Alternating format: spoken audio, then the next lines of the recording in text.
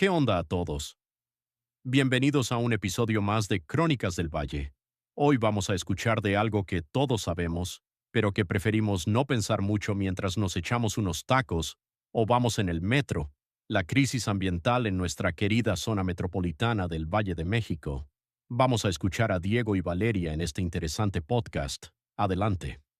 La ensalada que seguramente se va a servir hoy en muchas mesas, muy probablemente fue regada con el drenaje urbano de esta misma ciudad. Y a ver, si esa planta absorbió cadmio o plomo mientras crecía, por más gotas desinfectantes que se le pongan en la cocina, pues esos metales pesados no van a desaparecer. Claro, porque ya están integrados, o sea, ya forman parte de la estructura celular de la hoja. Exactamente. Y fíjate, si a esa ecuación le sumamos una sartén rallada a fuego muy alto que reactiva un ciclo químico completamente diferente, pues el panorama de lo que llamamos comer sano se vuelve infinitamente más complejo. Bueno, vamos a desempacar esto porque la inmersión de hoy en nuestras fuentes de Crónicas del Valle 2 es fascinante. Totalmente. Y mira, el problema es que solemos tener un punto de vista extremadamente lineal sobre la seguridad alimentaria y la salud ambiental. Se percibe una división como muy clara entre lo que es tóxico y lo que es saludable. Como si fuera blanco o negro, ¿no? Sí, exacto. Pero el análisis documental de hoy nos demuestra que en una megaciudad la contaminación no funciona como un veneno instantáneo. Funciona más bien como una red, una intrincada red de transferencias moleculares. Y hay que ver el bosque completo, no solo el árbol de un alimento o de un sartén individual. 100% de acuerdo. El objetivo central de esta exploración a fondo es precisamente entender esa red. Vamos a rastrear todo el ciclo, desde el agua que sale de la Ciudad de México hacia el Valle del Mezquital, su regreso en forma de vegetales, luego la química de los utensilios en la cocina y, pues, cómo todo esto termina sumándose. Porque el mayor riesgo sanitario hoy no es una intoxicación dramática que mande a alguien a urgencias en horas. No, para nada. Es, digamos, una ecuación silenciosa de exposición crónica durante décadas. Y el texto subraya algo súper interesante para empezar. Por más de un siglo, el Valle del Mezquital ha usado aguas residuales de la capital para riego. Más de un siglo, ¡wow! Sí, es uno de los sistemas de reuso más grandes del mundo entero. Y hay que entender la magnitud de esta mezcla.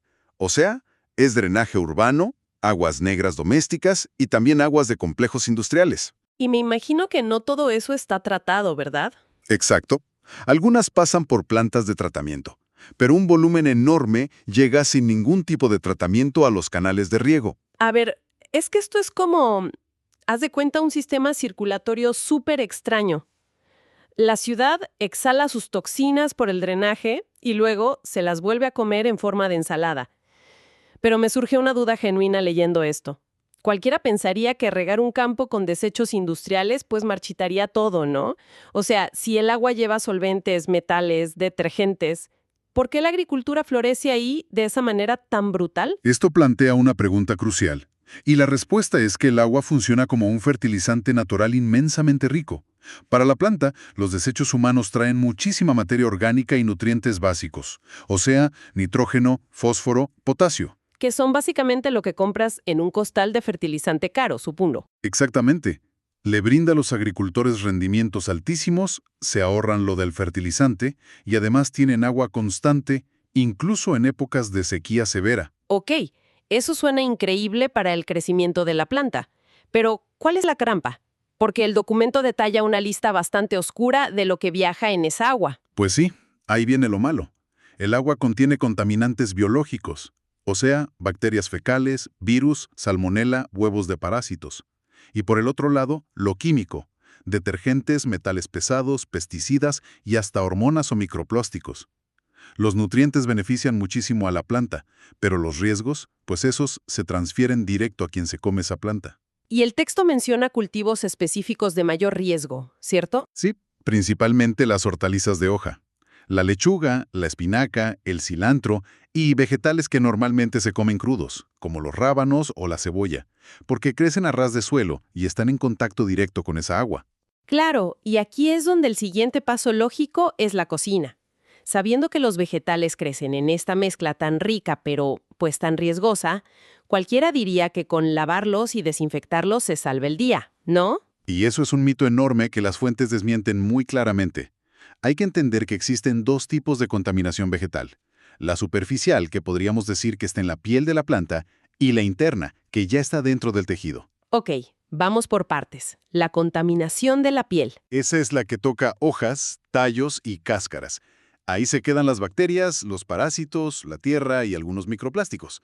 Y aquí hay que ser claros, lavar, desinfectar y pelar los vegetales sí reduce muchísimo este riesgo inmediato. O sea, el riesgo de una infección por E. coli o salmonela sí se elimina lavando bien. Totalmente, sí funciona para eso. Pero luego está el otro tipo de contaminación, la interna. Y la analogía que hace la fuente me pareció buenísima. Es la diferencia entre tener suciedad sobre la piel, que pues vas y te la lavas con jabón y ya, frente a tener una lombriz ya instalada en el estómago, o algo que tu cuerpo ya absorbió. Lo fascinante de esto es que nos obliga a cambiar por completo nuestra noción de peligro.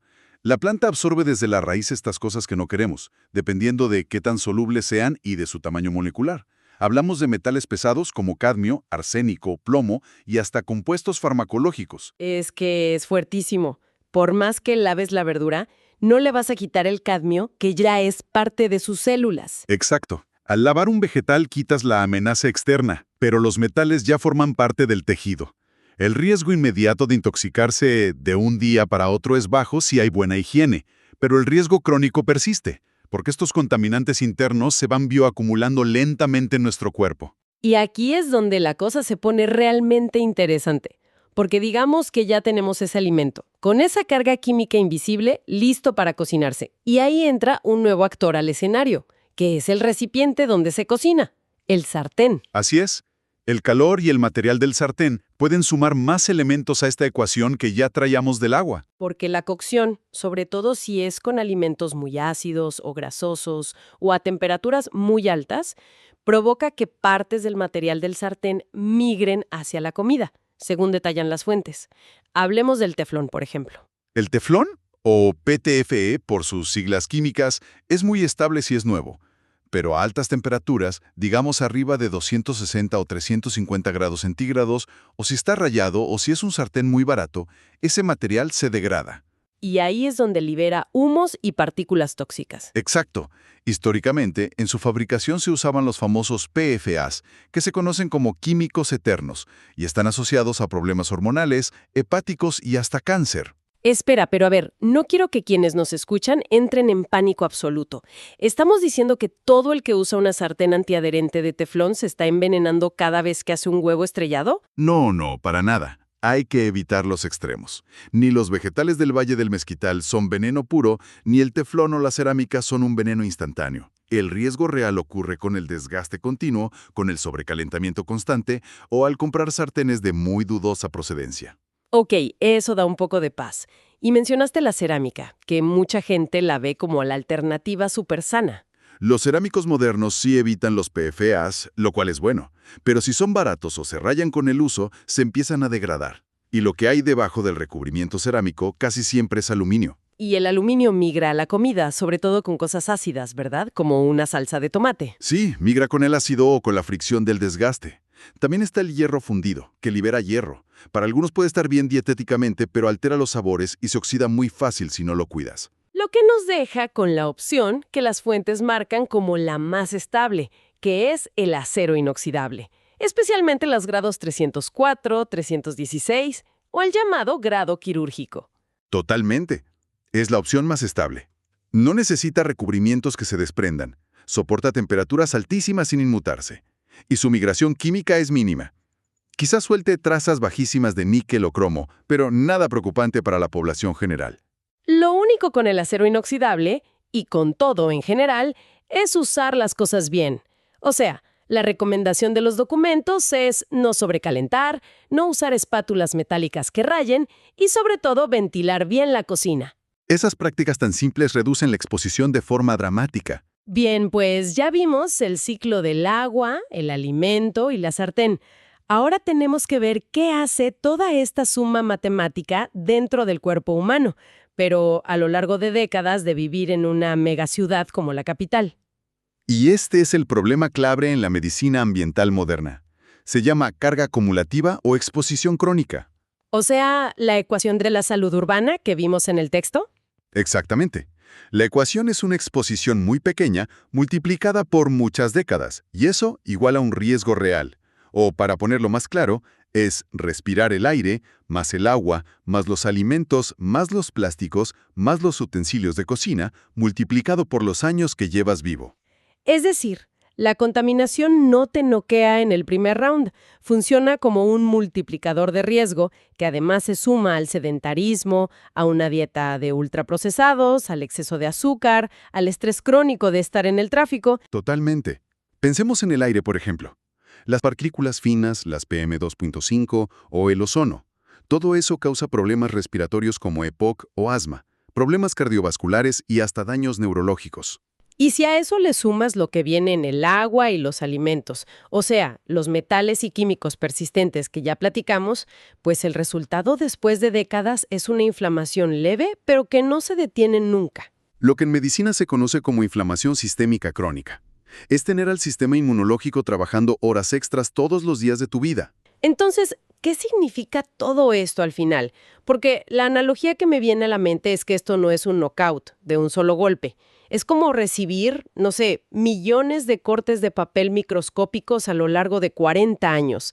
El cuerpo está constantemente intentando reparar esos microdaños hasta que de plano el sistema se agota. Esa es una descripción perfecta.